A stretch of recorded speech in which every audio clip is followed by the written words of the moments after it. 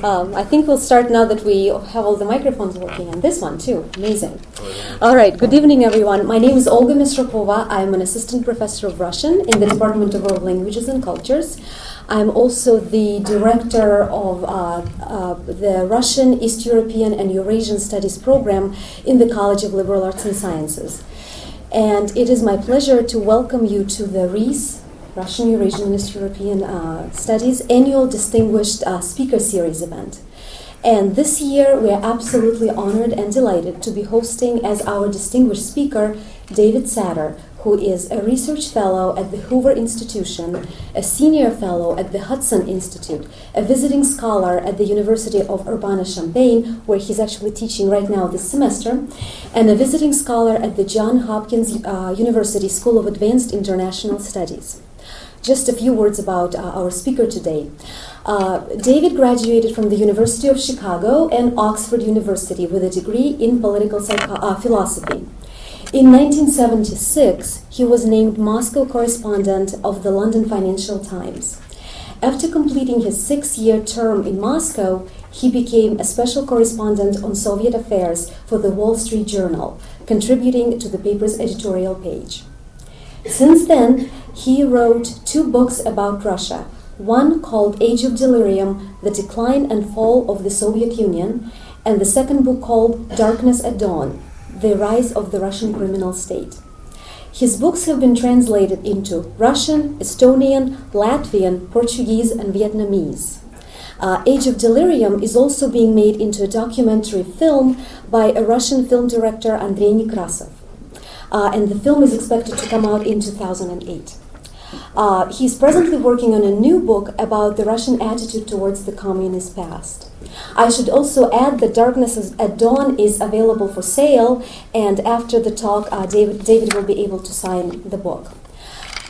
David continues to write on Russia and the former Soviet Union for the editorial page of the Wall Street Journal. His articles have also appeared in the Los Angeles Times, National Review, New Republic, New York Sun, New York Review of Books, Reader's Digest, The Washington Times, and The Weekly Standard. He is frequently interviewed in both Russian and English by Radio Liberty, The Voice of America, and the BBC. He has also appeared on Fox News, CNN, CNN International, C-SPAN, as well as on some Russian television stations such as ORT and RTR. And lastly, I would like to acknowledge the sponsors of today's event. They are Russian, East European, and Eurasian Studies Program, the Committee on Lectures, the World Affairs Series, the Miller Lectures Fund, the Department of World Languages and Cultures, and the Greenlee School of Journalism and Communication. All this said, please welcome David Satter, whose talk today is entitled, Russia After the Presidential Elections, Is There Hope for Democracy?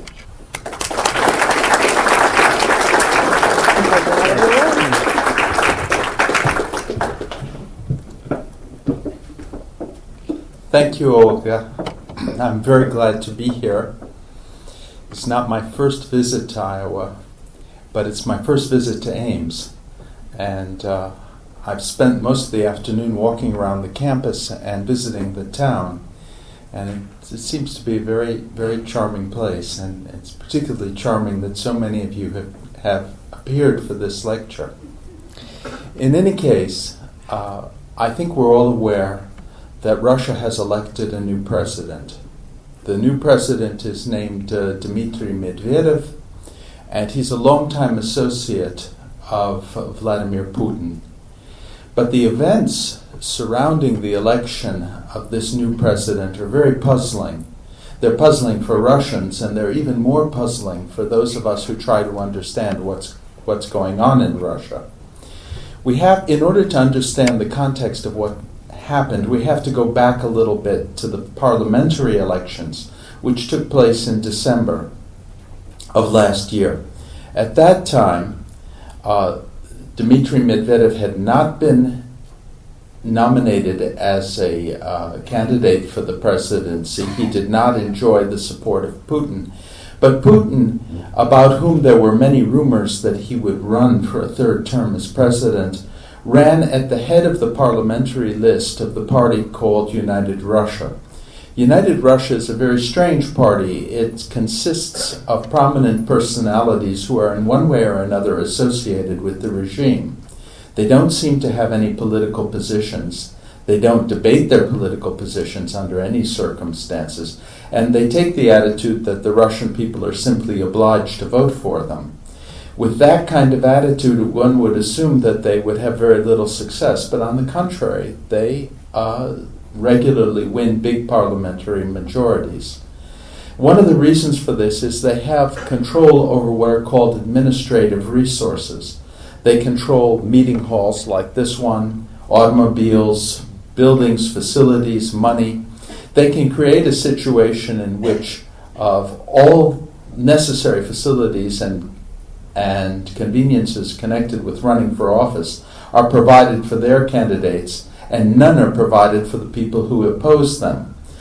They can, among other things, guarantee themselves saturation coverage in the press. Well, under Russian law, a person doesn't have to be a member of United Russia or any other party to stand in the party list. There's no guarantee even that that person will take office. What he's doing is merely lending support to that party by giving his name and allowing the party to list it on the ballot. Well, the first person on the list of United Russia was Vladimir Putin. So a strange thing took place while Russians were voting for parliament. They, on the one hand, elected deputies to the State Duma, which is the name for the Russian parliament. On the other hand, were said to be endorsing a new role for President Putin. This new role was as leader of the nation. Now, there's nothing in the Russian constitution about a leader of the nation or national leader. The Russian constitution provides for a president, it provides for a prime minister, but there's not a word about a national leader.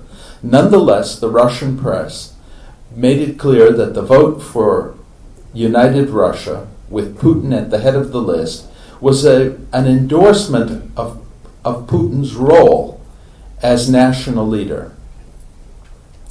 A few curious people asked, well, what is he going to do as national leader? But not a word of explanation was offered to the population. Nonetheless, the elections took place. United Russia won overwhelmingly.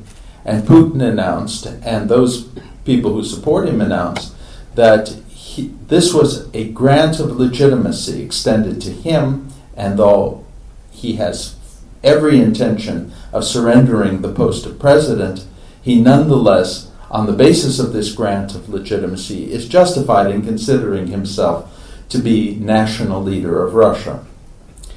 Now, at the same time, Putin indicated that he intended to endorse the candidacy of Dmitry Medvedev to be Russian president. And Medvedev himself then said that if he wins, he's going to name Putin prime minister. So, well, as we know, the elections took place. Medvedev did win, and he has confirmed that he intends to make Putin prime minister. This raised a number of irreverent questions. For one thing, people began to ask, well, if Medvedev is president and Putin is prime minister, does Putin hang up a picture of Medvedev on the wall of his office? Because it's well known that in Russia, people don't just obey their bosses, they actually love their bosses. Because as a rule, everything depends on that boss. And so the last thing they want to do is give the impression that they have even a particle of doubt about the wisdom and greatness of their boss. And the best way to indicate that is to put his picture up over your desk so you can always look at that picture. And in fact, if you really want to show your loyalty, you put it in a place where it's impossible to avoid the picture. So no one could even imagine that you have any thought in your mind except genuflection before this great person who is your boss. Well, Putin said that actually he didn't intend to put a picture of Medvedev, which was one sign that something was amiss. in his office. He said it wasn't really necessary for him to have a picture of Medvedev. He knows who he is.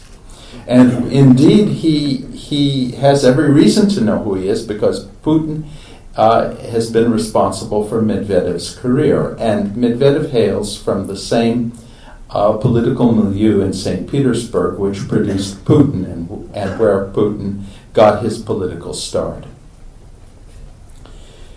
The assumption on the part of many people is that Medvedev is a figurehead, that insofar as he owes his position exclusively to Putin, that he has no discernible personality, that in fact he has no known political positions which differ in any way from the positions of Putin, and in fact, given the opportunity during the presidential elections, refused even to debate the other contenders in the presidential election. And this is saying something, because those other candidates were carefully chosen by the presidential administration of Putin. Candidates who had a chance of raising serious issues in the election. And I'm not talking now about actually winning the election, but simply turning them into a real discussion of the nation's future, were eliminated by the Electoral Commission, and in fact were not given permission to run. There was one candidate, Mikhail Kasyanov, a former prime minister, who was determined to raise, or who promised to raise, the issue of some of the crimes that were committed during the Putin period and in which the regime is believed to have been involved. As a highly experienced government professional, he understood that there would be a rigorous effort to exclude signatures from his nominating petitions. Under the law in Russia, you need, if you're not a member of if a party is not nominating you, if you're running as an independent candidate, you need 2 million signatures, and he raised 2 million signatures and then some. The Central Election Commission said that 13% of those signatures were invalid. Kasyanov and his staff were claiming that it would, by no stretch of the imagination, could 13% of those signatures have been invalid. That at the outside, the most the percentage of spoiled signatures or invalid signatures could have been was 3%. But nonetheless, he was eliminated as a candidate. Another candidate, Andrei Bogdanov, who was far less well-known than Kasyanov, but who was a pliant candidate and someone who would not, under any circumstances, raise controversial issues, did not have his signatures challenged. Yet in the actual election, he received far fewer than 2 million votes, indicating that, in fact, when it came to Bogdanov, nobody took a serious look at the signatures on his nominating petitions. But in any case, even with candidates who were carefully selected and with possible articulate opponents winnowed out, there was no real debate. Medvedev simply indicated he wasn't interested in a debate. And he won the election overwhelmingly on the strength of the prosperity that has been experienced in Russia since Putin came into office. And that prosperity stems less from the actions of Putin, although we're going to come back to this subject in a minute, than the high prices of commodities, in particular the high price of oil. In 1998, oil was selling for $9 a barrel. Recently, the price of oil reached $110 a barrel. Under those circumstances, the windfall profits for Russia, which fell upon the regime like manna from heaven, amounted during Putin's reign to something like $500 billion of profits and income that was solely attributable to the increase in the price of oil. But under these circumstances, it's hard to imagine that Medvedev can emerge as a truly independent and politically identifiable figure in the Russian political situation. As we've seen, he owes his position to the endorsement of Putin. Putin has won recognition in his own eyes as national leader of the country. And Medvedev owes his career completely to Putin. But what complicates the situation enormously are the realities of the Russian political situation.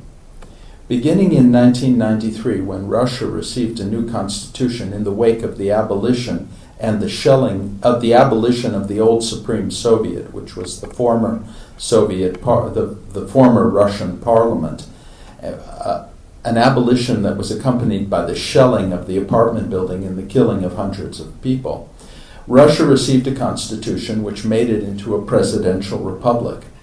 The president has the power to nominate and dismiss the prime minister, as well as all of the important ministers. It's true that in nominating the prime minister, he needs the confirmation of the State Duma. But if the Duma rejects 3 consecutive candidates for prime minister, the Duma itself can be dispersed by order of the president. So therefore, the ability of the Duma to control the executive branch of government is very limited.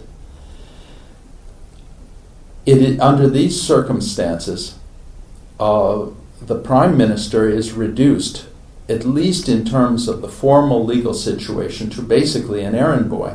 And some people have suggested that, in fact, Russia doesn't even need a prime minister under the existing situation. He has so little power.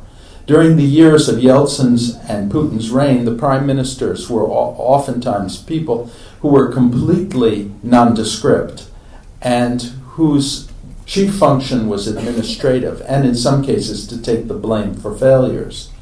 So people who are examining the Russian situation now are wondering how it's possible that Putin, as prime minister, is going to be able to dominate Medvedev as president when all of the machinery of government dictates the opposite. Yet we've seen in recent months that it is Putin who behaves as president and not Medvedev.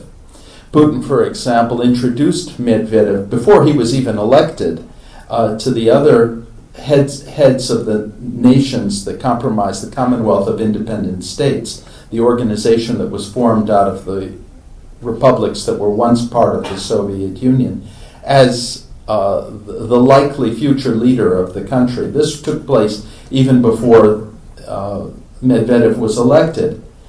The Russian people went to the polls and voted on Putin's say-so without any understanding of how this new system was going to work, or in fact what in reality they were voting for, because the issues were never debated. And so Moscow today, and I came back from there just a few weeks ago, and I'm planning to go back again when Medvedev is formally invested as president of Russia, is awash with rumors over how this is going to work. For one thing, Medvedev was going to inherit all of the appointees of Putin. It's believed that those people are loyal to Putin, and therefore he will have little luck if he tries to do anything with them that Putin disapproves of. The split in the Russian leadership between liberals and so-called siloviki, from the Russian word sil, which means force, those are the people who are in the security agencies and the military, is believed to favor obedience to Putin, because the siloviki, who've been left out by the appointment of a supposed liberal Medvedev, may rely on Putin to preserve their authority. But these are only rumors. One of the things that people have noticed is that the windfall profits from oil go through the presidential administration. Formally, that means they should be, and the bribes which flow from that money also are channeled through the presidential administration. That should mean that Medvedev, as the new president, inherits a very powerful lever of power. Does it mean that? No one is sure. And even if Putin and Medvedev can work things out between themselves, and Medvedev will automatically ignore his constitutional prerogatives and defer to the informal pressure brought to bear on him by Putin, what about their staffs? What about the organizations that are under their control? Will they not begin to fight with each other for power, wealth, influence, and all the other things that bureaucrats tend to fight over? No one has the answer to that question. The other worrisome aspect of the present situation is the Russian tradition. Russia is a country which has never done well with two centers of power. The Bolshevik Revolution took place, the Bolshevik seizure of power was possible because the Bolsheviks attempted to undermine the provisional government with the slogan, "All power to the Soviets," in which they had great influence. In fact, the Soviets, once the Bolsheviks seized power, were transformed into a purely ornamental imitation of popular institutions. But the fact that there were these spontaneously formed workers' and soldiers' councils, and that they appeared in some respects to be more democratic than the provisional government, created a dual power situation which allowed them to abolish all competitors to power. In the last years of the Soviet Union, there was dual power because Yeltsin succeeded in getting himself elected as president of the Russian Federation. Gorbachev was president of the Soviet Union, so the Soviet Union had a situation in which there were two presidents whose authority was not, whose mutually defined spheres of authority were not clear. And in the end, the Soviet Union was abolished in no small measure because of Yeltsin's desire to become the head of state, something he could not accomplish as long as there was a Soviet structure on top of the Russian structure which he commanded. In 1993, there was another power struggle, this time between the presidential administration under Yeltsin and the Russian parliament, which had earlier supported Yeltsin in his own aspiration to get rid of Gorbachev. And that ended up with a bloody battle on the streets of Moscow and the shelling of the parliament building, and in fact the new constitution, which created this role for the presidency that I've already described, turned Russia into a presidential, a super presidential system in which parliament was basically emasculated and had little power. So with this tradition of fighting it out in order to establish one undisputed leader, people are nervous that something similar may happen in Russia today. Because even though Medvedev and Putin undoubtedly started out trusting each other, there's no guarantee that Medvedev, having been invested as president, will continue to be worthy of Putin's trust. The fact is that the tradition of fighting for exclusive power is very deeply ingrained, and I was struck by the fact that Yeltsin, when he ordered the shelling of the Russian parliament in 1993, was shelling the people who were his former allies. The persons in charge of the parliament and who were holding out against the army units that Yeltsin sent against them were in fact people who had helped him gain power in 1991. It reminds me a little bit of some of the history of some of the Russian criminal gangs. There was a town in Russia called Sverdlovsk, and it was later renamed Yekaterinburg. And in Yekaterinburg, the local gangsters put together a powerful criminal organization which began to extort money from the city's entrepreneurs and businesses.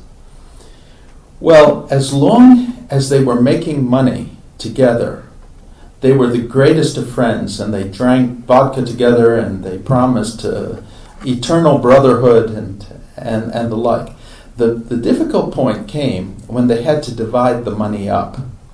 At that point, the eternal friends turned into bitter enemies, and they began killing each other. And in fact, the two gangs formed in Yekaterinburg, the Uralmash gang and the Central gang. And in the cemeteries in the main cemetery of Yekaterinburg, in the most prominent place where the monuments are the most ornate, on one side of the alley are the gravestones of the Uralmash gang, and on the other are the gravestones of the Central gang. All of them were the greatest of friends at one point, before it became a question of dividing up the loot. So we face a situation in which Russians are aware of these precedents, and they're uncertain about the way in which the country is going to go and the way in which the political system is going to work. And this element of uncertainty is extremely ominous for Russia, because the country faces three basic problems of a moral character. Many people have argued that, well, Russia is well on its way to stability, and they've cited some important facts. They've cited the fact that, for example, the share of GDP per person, per head, in Russia has increased under Putin from $2,000, the equivalent of roughly $2,000, to about $9,000, which is a huge increase, really, in a short period of time. I have gone to Russia for many years, and I was always accustomed to thinking of Russia as a very poor country, and a country in which people lived very modestly. Well, in recent visits, the impression has changed. I see that there's a large and growing middle class in Moscow and St. Petersburg, that many people in Russia are now living at a Western level or enjoying a Western level of consumption. Images of Russia are changing. Russians are traveling and are participating in the life of the broader civilization. But at the same time, the Russian government, through very prudent macroeconomic policies, has avoided hyperinflation, which could have been the result of this influx of oil revenues, and has put aside billions of dollars in a stabilization fund to protect the country against the possibility that in the short term prices of oil will fall. But even with these signs of economic progress, there are moral factors in Russia which indicate that the country is fundamentally unstable, and that the political uncertainty can only make that worse. One factor is the corruption in the country. The corruption existed under Yeltsin. In fact, it existed under the Soviet system. But it is, by most indications, rising faster than the increase in the price of oil. I have not been present where bribes have been paid. Therefore, I have to rely on anecdotal information, as do most Russians. But the anecdotal information, I believe, is reliable. And in fact, it's very worrying. Government posts are sold. The post of deputy minister, for example, according to my informants, goes from 10 to $15 million. And people acquire these posts in order to be able to use them to profit from corruption themselves. In order to get a favorable action in the office of the general prosecutor, it's necessary to begin with $500,000. Ties to the prosecutor are important because this is a way of ruining a competitor, or, on the contrary, protecting yourself from efforts to ruin you, which may be launched by your competitors. I was told that by a friend of mine, an investigative reporter in Moscow, that one of his acquaintances had built an office building in Moscow for a total of more than $3 million. $1.3 million was paid for the cost of construction, the actual real expenses, and $1.8 million for bribes. The situation is such that an entire army of parasites lives off Russian business and off Russian workers. To get a permit and the many permits are required to get permissions, to get access to state business. All of these things require bribes. To get a necessary signature that will allow you to begin work on a project, and you will need to pay bribes. And this bureaucracy is essentially uncontrolled because the courts are not objective and the judges are corrupt, and the government itself has no motivation to control the bureaucracy, and the press is shackled, and private business is intimidated. The largest state concern in Russia is Gazprom, which was the former ministry of the gas industry. It's worth many billions of dollars. Yet 6% of the shares of Gazprom have disappeared, even though this is a partially state-owned corporation. That 6% is worth $20 billion. Nobody knows what happened to it. The richest businessman in Russia is named Abramovich, and he has an organization called Millhouse Incorporated, and he's, among other things, he was succeeded in selling an oil company, Sibneft, that he acquired for $100 million back to the state for $13 billion. Now, Millhouse is believed to have unknown partners who are in fact high government officials. No one can establish who those people are. There was talk at one point of establishing a state monopoly on the sale of oil to guarantee that the revenues would remain with the state. In fact, a monopoly was established, but it wasn't a state monopoly, it was a private monopoly. A corporation, a company called Gunvor, based in Switzerland, which is believed to have ties to President Putin, is responsible for selling a third of Russia's oil, and it does so at prices that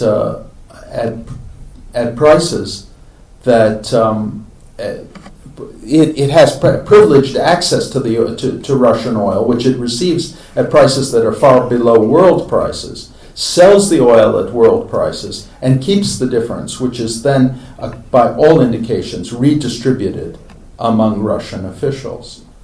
Russian officials oftentimes do business on behalf of their ministries and on behalf of government organizations with companies that are based in offshore zones, which they in fact either own or control, or in the name of their relatives or their friends. And because of the laws on banking secrecy in these offshore zones, it's impossible to identify who in fact is the real owner of these companies that are doing such lucrative business with the state. But in almost all cases, it's believed to be the government officials themselves who are assigning the contracts. Well, under these circumstances, the Russian economic system is just unworkable.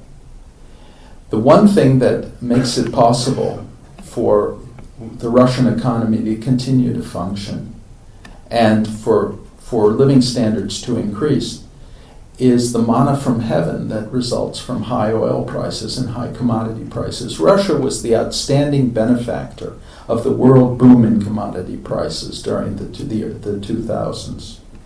And unfortunately, a situation is created in which the country can only continue to benefit from high oil prices if it's to prosper at the present level. If anything happens to those prices, and the history of the oil market suggests that price rises are cyclical in the oil market, there will be a real crisis in Russia, not least of all because the value of bribes in Russia is not believed to be elastic in a downward direction. All of this corruption is based on payoffs. And the payoffs, the persons who are most equipped to demand payoffs are government officials. As long as oil prices are high, there's enough money there to accommodate the rapacious demands of all kinds of factions within the government bureaucracy, all of whom are anxious to get their share of the pie. But there's no reason to believe that these officials will accept smaller bribes if the value of oil should fall. On the contrary, they may begin fighting among themselves in order to try to protect their level of income at the expense of others. And this is the second moral factor in the situation in Russia, which is that a regime which has systematically eliminated the normal safeguards of a democratic society, a free press, non-government organizations, a functioning parliament, an independent judiciary, an independent prosecutorial service, independent business, doesn't have the means of settling disputes. And the tendency of the bureaucracy to operate without any control by society means inevitably that within the bureaucracy factions form. There's nothing to determine who gets what. That can only be determined by agreement, competition, fear of conflict, and it presupposes the system to depend on an arbiter. In the case of Russia, that arbiter has been President Putin. And that's been the key to his success. That's the reason why many people in Russia wanted to keep him for a third term. Warring factions in the bureaucracy, which is feeding off the population and society as a whole, went to Putin to resolve their conflicts. And it was Putin who was and apparently is still capable of doing so. But now a new factor has been added, a new person in high authority. How will the system work under these circumstances? We don't know, but there was one indication. Fighting broke out between two factions in the security services, and one result of it was that two members of a faction connected with the Federal Narcotics Service were found poisoned, and another person connected with that service was arrested. Ultimately, it was Putin who settled the dispute, and the full details of what it is they were fighting over are not clear. It is known that members of the security service have gone into smuggling and contraband in a big way. And the person who was arrested had in fact been investigating the members of the opposing faction, and that led to it, and that may have been a factor in his arrest.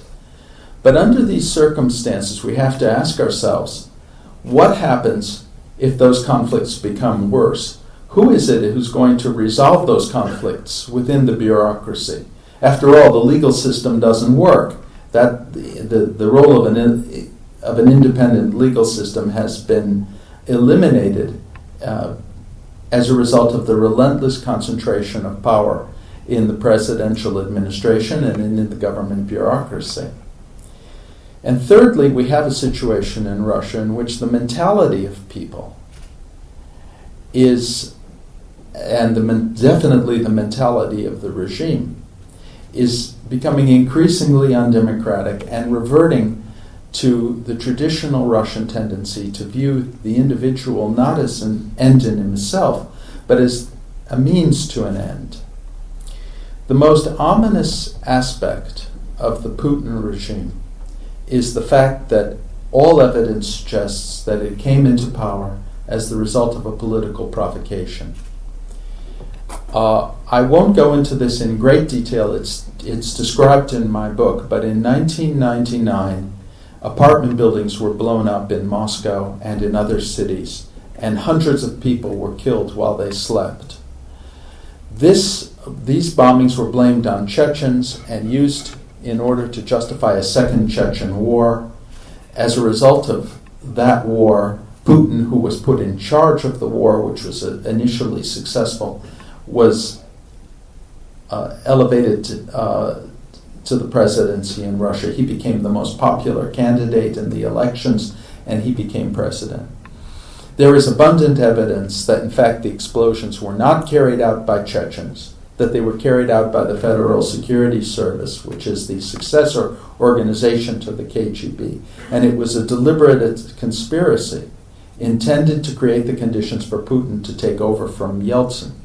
Once Putin had become president, his first official act was to pardon Yeltsin for all crimes committed while Yeltsin was president of Russia. In any case, this suspicion that in fact it was an act of terror that brought Putin to power is widely held in Russia, although people don't like to talk about it because the implications are too terrible. But since that time, there have been other acts in which the government appears to have been involved in provocations. There was the theater siege in 2002, in which poison gas was introduced into a theater that had been seized by Chechen militants, and at least 130 people, and maybe considerably more, were killed. And the perplexing aspect of that incident is that an army of Chechen militants were able to establish themselves in the center of Moscow and take over a theater without being detected in advance, even though it's known that in their ranks were people who had been informers for the FSB, the Federal Security Service. And the theater was attacked, despite the fact that the FSB had a person in the theater who was informing them that, in fact, the supposed bombs that had been set up in the theater to kill the hostages were non-functional and could not have exploded.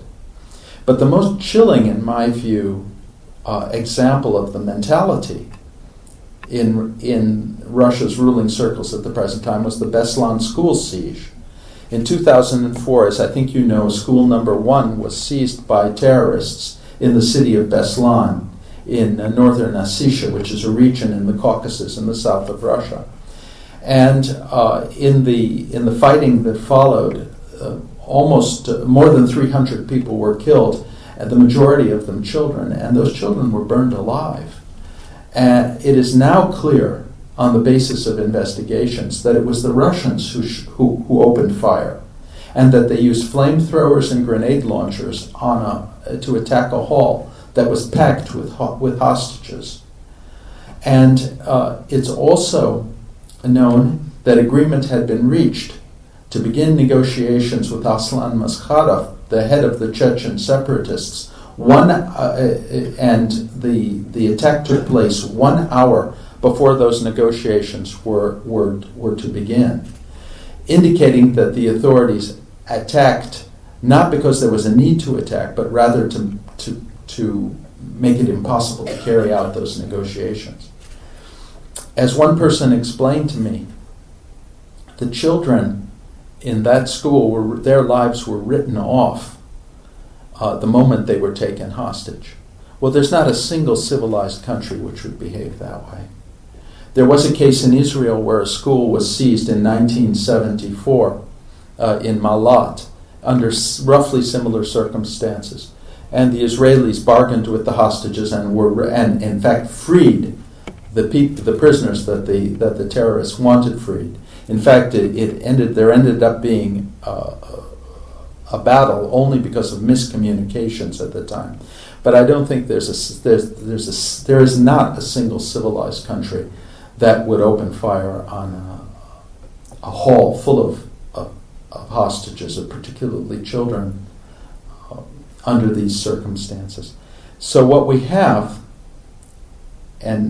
is a situation in which the instability in Russia is compounded by the fact that the regime is not afraid to use the most brutal means possible in order to suppress a challenge to its power. It should be said that at the present time, the regime is relatively liberal. There's actually a fair amount of freedom of expression in Russia.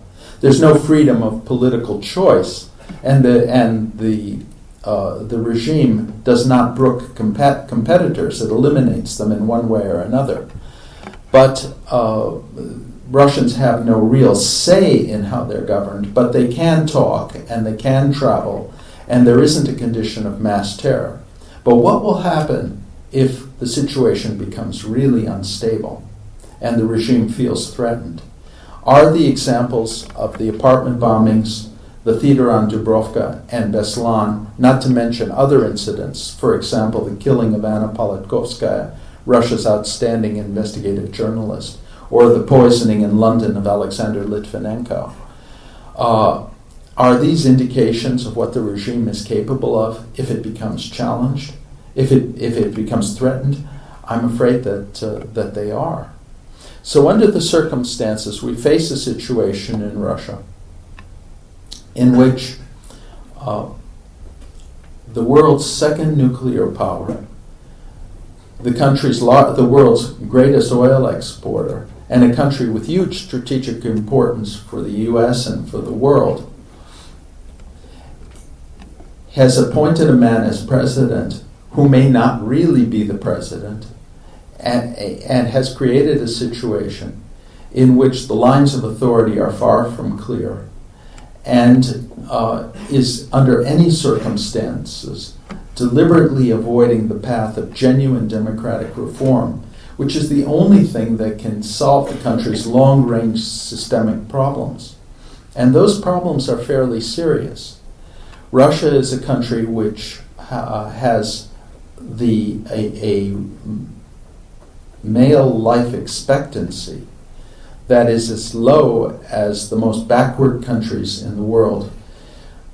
Life expectancy for men in Russia is something like 58 now, compared to 78 in the United States, and even more in some European countries. Russia has the second highest, according to statistics, murder rate in the world.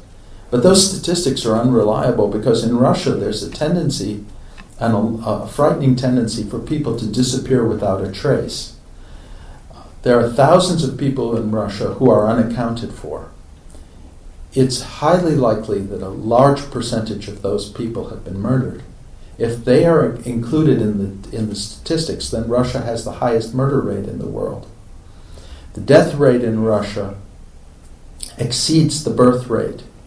Now, Russia has recently enjoyed something of a baby boom, but it used to be that there was one person was born for every 1.4 persons who died. That margin has been reduced a little, although demographic experts believe that, in fact, the baby boom cannot continue because of the likely effects of serious diseases on men and women in the chief childbearing years, including the effect of an AIDS epidemic. So, in sum, we face a country that, for all of its present riches and its resurgent power in the world as a result of those riches, is nonetheless deeply unstable and greatly in need of choosing a democratic path of development, which in fact it has abjured.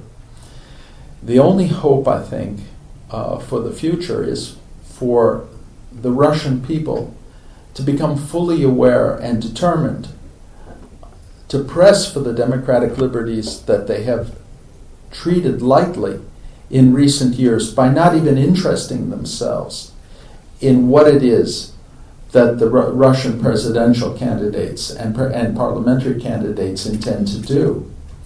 In that way, in almost childlike fashion, assigning their fate to the people who have so far been responsible in their eyes for a rising standard of living. I've watched Russia's development ever since I first went there as a graduate student, and I hate to recall how long ago it was. It was 1969. And the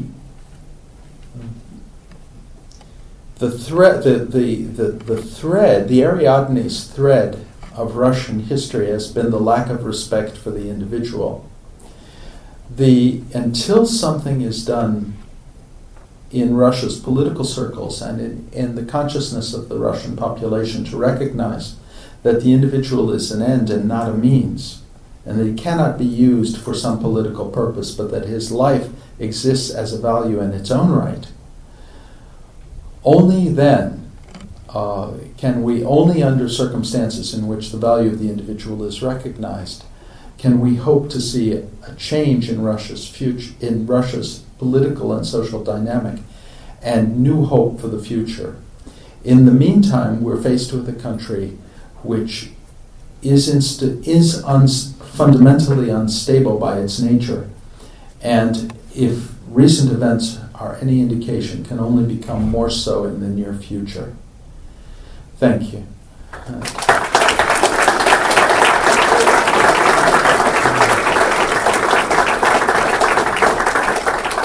Now, I will be glad to answer your questions as best I can. So, if you'll just raise your hands, if you have any questions, I'll try to answer them. Yes, please. Yes. I'm aware of the salaries, for instance, of educators in the Russian Federation. They're incredibly low paid. Is this in some way because the government is afraid of intelligentsia that is well paid and more powerful? Or is this just part of the way that they do business with education in the Russian Federation? The teachers and doctors are paid by the government. And there are also now private institutions. There used to be entirely a matter of state institutions. But the low value attached to human life is expressed in low pay for doctors and low status for doctors. It's also reflected in the low status of teachers in terms of their salaries and what they're paid. I think that I doubt, though, that the Russian government connects the pay of intellectuals with the possible political danger that they represent. Were that the case, they should be paid more in order to keep them satisfied. So if they're paid less, they may become hungry and discontented. So I'm not sure that there's a connection there. It's just but the low pay is a reflection of the fact that they're not in private business. They don't have really much in the way of opportunities to steal, and they're conveying a service which the regime doesn't evaluate highly. Does anyone else have questions? Yes, please. What was the percentage of the people that showed up for the last presidential election vote, and what was the average age of the people that came to the election? I don't know the answer to the second question. The first question was 70% who showed up, but what the age distribution was, I don't know. But people showed up. It's interesting. Oftentimes they show up out of habit to vote in elections in which they have no real choice. And this is a holdover from the Soviet period when there was only a single candidate. But yeah, everyone used to show up, and those who didn't show up would be called by the party, whoever it was, who was the equivalent of a precinct captain, and it would be asked, "Why aren't you voting? Why aren't you here exercising, making your voice heard?" Of course, making his voice heard, voting for the only candidate.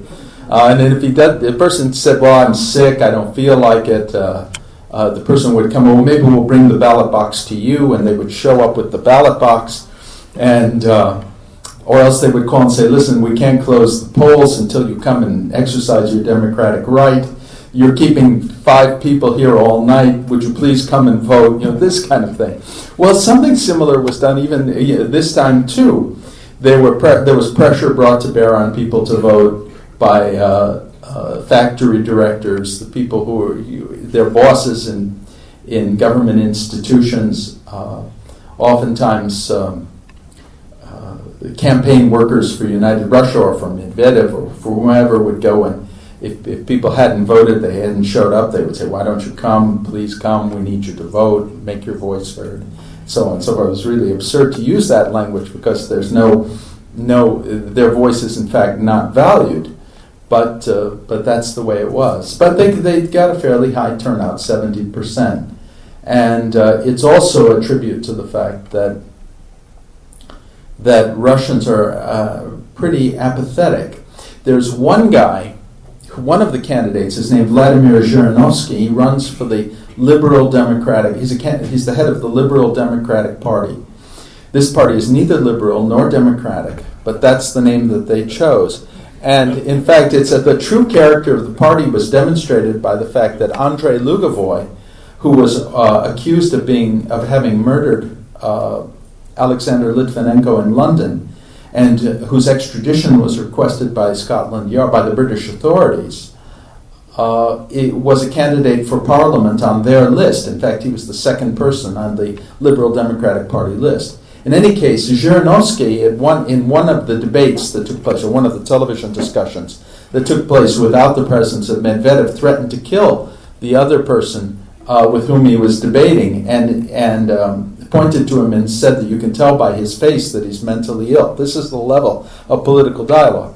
But he's tolerated because people who are fed up with the lack of choice, they can vote for Zhirinovsky as a way of expressing their protest. And he, in turn, is completely under control of the regime, so there's no problem with that.